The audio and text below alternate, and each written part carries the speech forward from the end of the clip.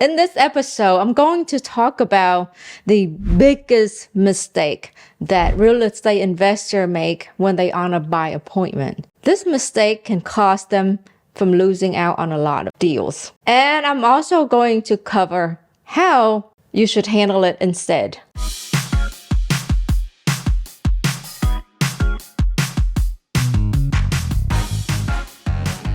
You are super frustrated because you haven't bought a house in a month or 2 months or 3 months or longer. This episode is for you. Do you know how many times I walked away with a contract after the seller initially said no to my first offer? Okay, so this video, I want to go over the objections. So you were at a buy appointment. You did your thing, and now it's time to make an offer. And you come out and you make your offer. And here comes the suspense. That 10 seconds or 30 seconds feel like a century. But you know already, right? You know what their response would be. And if you don't know, maybe you're in denial. Anyway, 9 out of 10 times after you make the offer, this is what you should expect. A big no. No. Right. If you get a yes, wonderful. But I know exactly what you're going to do. You're going to start second guessing yourself. What did I miss? Did I offer too much?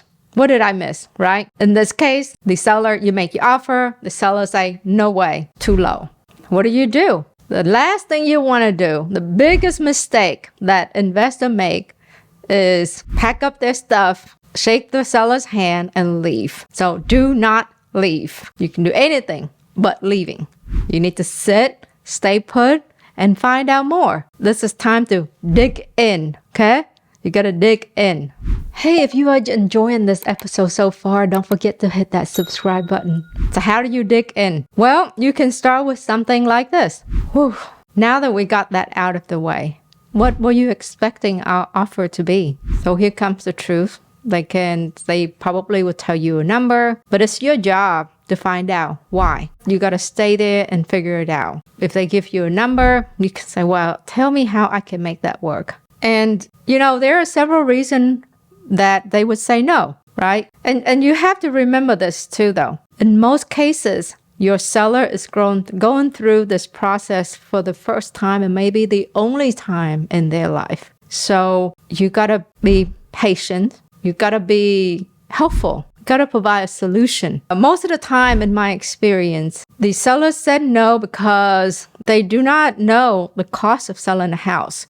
People think that if I buy a house for $180 and I sell it for $200, that I should make $20,000. As an investor, we know that's far from the truth because we got all kinds of costs in between.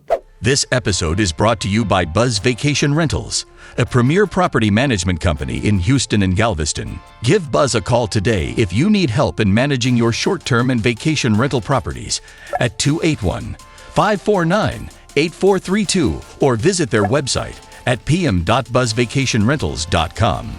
Now back to the Real Estate Baller Show. Other time, they may not understand something that you explained. So re-explain again, be more clear. And sometimes they think you rush them to sell, which you don't want to do that because signing the contract is just halfway there. You still got to get to the closing. And if you don't have the seller on your side, you may lose the deal too, because your contract could bust.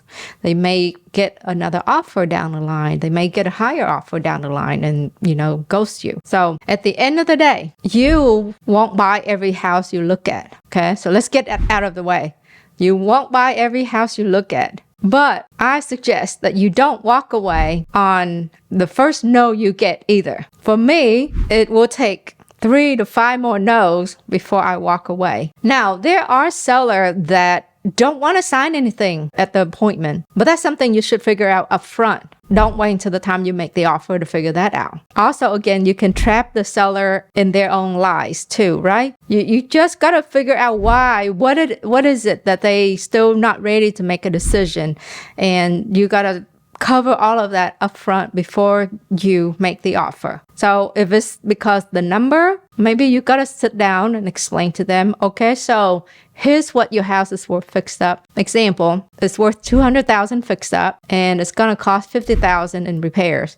And they want you to offer $150,000. That's not gonna work. And you explain to them why that won't work. Even if they were to do the repairs themselves, they're not going to net $150,000. So that's a big one in my experience. And all the other, like, sometimes they may need a lease back and they didn't know that was an option, right? Sometimes they may need assistance with moving expense. Whatever it is, you got to stay and got to work through it with the seller, figure out why they didn't want to say yes to you right away.